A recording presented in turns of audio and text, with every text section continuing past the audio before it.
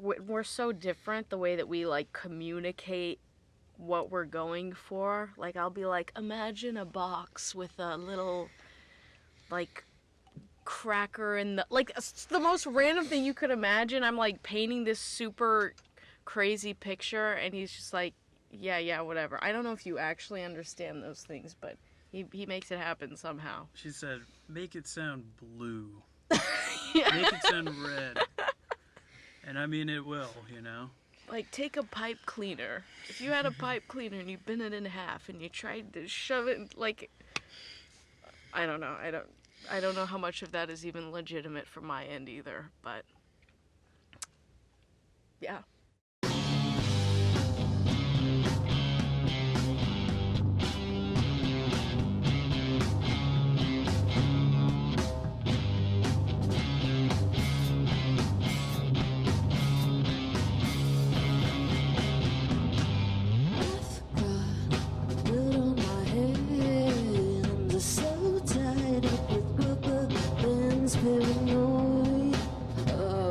Cherry on top, no reason to believe it's ever gonna stop.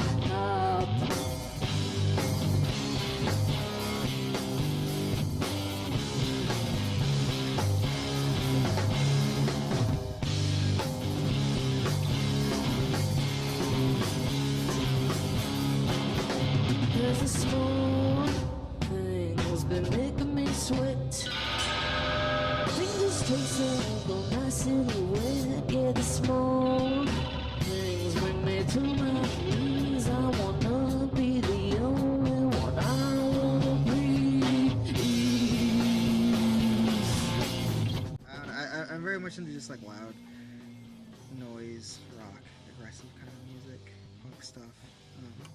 So it's really fun like taking that influence and that type of stuff that I listen to, which is very different than the music, like than SKYE's music, and like trying to like bring my influences to it in a way that like isn't like taking away from SKYE, because I guess the way I approach it is like, I mean the band's called SKYE MATLOCK, so I'm like, I feel like SKYE should be like the main thing. So like I don't know, I'm just trying to be like, here's like my, I don't know, influences, I guess, without like drawing too much attention, I guess, like taking away from like the core of the music.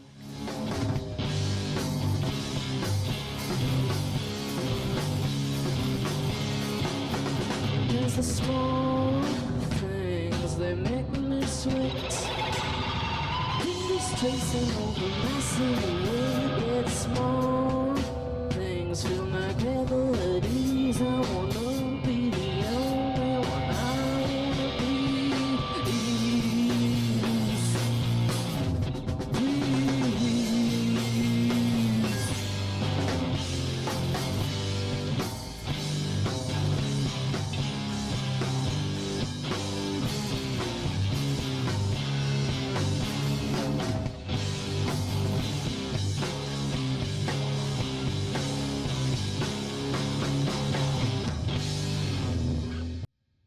In Texas, I was in this band called the Cap Gunners.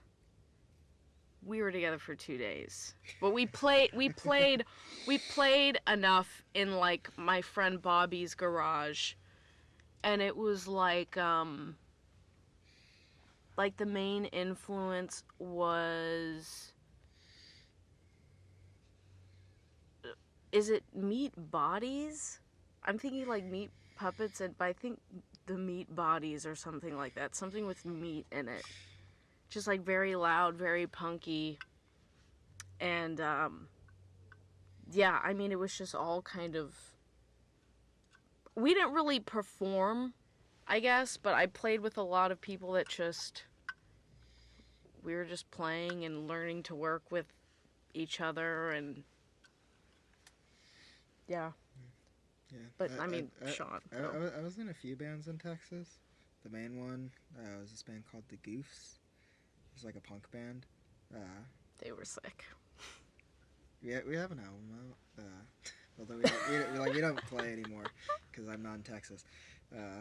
Yeah. Had another band called Pigskin Radio. which was like a dance punk band. So those were like the two main things that I was doing. But me and Sky didn't really like play music together that much in Texas. I Yeah, don't we think. just kind of like knew the same Yeah. people. But yeah, I still have my Goofs t-shirt. I wear it pretty regularly. Nice. I feel like the first show I played with them was that at Rockwood?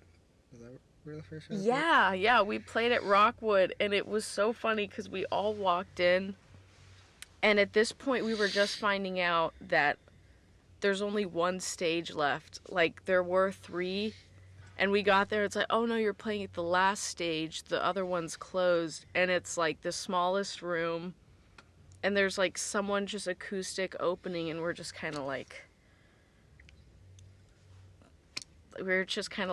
screw it, let's just do this, let's have fun, whatever. But we were definitely all a little discouraged at just that surprise, but we had so much fun. Yeah, I feel like the first like time playing live is like really helpful to like really feel what it sounds like because like when like you rehearse just like in a rehearsal space, it like sounds one way, but when you like play it live and like in front of people, I feel like it just feels very different. And like when we were rehearsing, I was like, yeah, I know these songs, like this is fun, I'm enjoying this, these are cool songs, I like playing with Sky and John. But then yeah, like at the first show I was like, oh, this is really fun, like I want to like kind of keep playing with them, like there's like a lot of fun energy, it's very fun to be a part of. Yeah, I think just like feeling the energy of like playing it live in front of like other people. I think like your dad and your like mom were there. Yeah, my parents They're were like there. super into it. They Like, yeah, nice. of course, my biggest fans. Yeah. Yeah, the front row shouting. Yeah, for whatever reason, it was like terrible weather. It was just not an ideal. There was nothing ideal going into it. But everybody who was there was like just in a great mood, having such a good time, and I was just kind of like, okay, like it's impossible not to feed off of that. So it was just, I was kind of like Rockwood and whatever, but it was a good time. It feels good to be able to go like after rehearsal or during rehearsal. I'm like, yeah, that was sharp, that was flat, but I'm a fucking drummer, so who cares, you know? Like, what's my opinion matter if it's sharp or flat or if your pedals are fucked up? But I personally, like, I have no issues with this band at all. I really love playing, and I mean, I love making the music.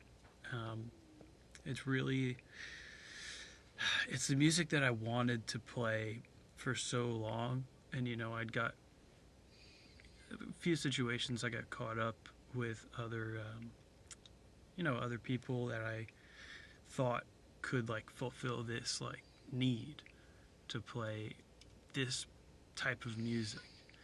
I wanted to play like Audio Slave, or I wanted to play something 90s riff rocky, and this is kind of that, you know, this is kind of that like release that I need, but in a much more creative way. And that's like the last, not that it's a genre that I don't like, but that it's just one that I never got into until I met John. Because when we started writing and he played back Dominique, like just mixed a little bit, I was like, what? Like, this is so grungy. What is happening? Because I seriously have always wanted like a doom, like stoner rock thing, and I just wrote these bass lines thinking that somehow if I met other musicians to work with it would turn into that. But it's definitely better that it didn't. It's still wanting to do that at some point, but I think for the stuff we've been writing and working on, it's surprisingly worked out. I mean, I think it's cool that like I feel like each of us have very different influences, and they're like Yeah. all coming from very different places musically, and then it like comes together to form a different thing. And I think that like is there a lot more depth than if it was just like, oh yeah, we all are into the exact same things. Yeah. I don't know. I think since we're all like coming from different places, it makes the music more interesting. And more Because fun to play. even though it's like SKYE Matlock, the way I started playing, it was like I got my first show a week before it was supposed to happen. So I was like, I guess I'm just gonna be SKYE Matlock, and then because it's just kind of been developing over time, it's just kind of stuck, and I never want it to be like a solo project. So that's why I'm just kind of like, Sean, please do what you want, or I don't want to stifle anybody, because I like the collaborative aspect and not being a dictator. I heard her music, and I heard her playing, and I mean, I don't know if it's relatable, but you go see a band and you hear how much potential they have, and you listen to them, but you're listening to what you could hear in your head, and you're like, man, this could sound amazing. And that's kind of like the first time I genuinely felt like that, as when I saw SKYE, and I heard, this one song of hers, and like I couldn't stop hearing it in my head, that version of it. And I just really wanted to be a part of it, right? And I needed that because, like, I thought it was crazy because the first time he saw me was my first time performing this that way. I had started kind of feeling out the vibe of these songs, just playing in, like, people's apartments, doing, like, little house show things, and it's just, like, me, my bass, and my pedal board. It felt so wrong, but I was, like, just feeling it out, and yeah, like when he asked me if we could record or whatever, I was like, yeah, sure. Like I didn't know that anyone would ever be interested like that. And so we did, and he started playing back some of the stuff that we recorded a few weeks later. I was like, oh my God. Because I had just written bass lines, lyrics, and I knew what I wanted to do with it, but what it's become is like nothing I ever would have been able to envision for myself. So it's like insane what he's done.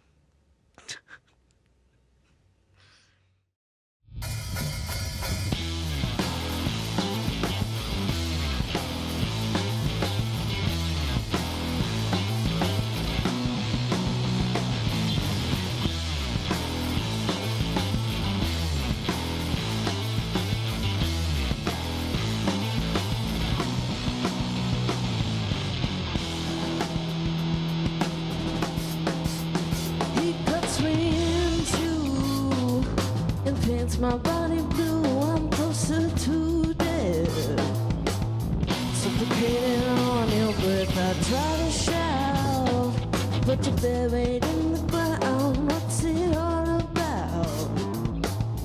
Waiting till it comes around.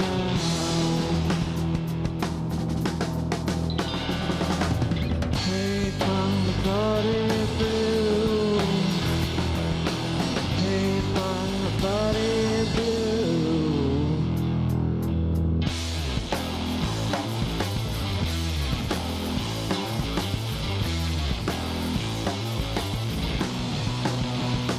Can you see it? The ghost within your shit, and I don't feel it. There's no bottom to this. Will paint my body blue. Paint my body blue. Paint my body blue. Paint my body blue.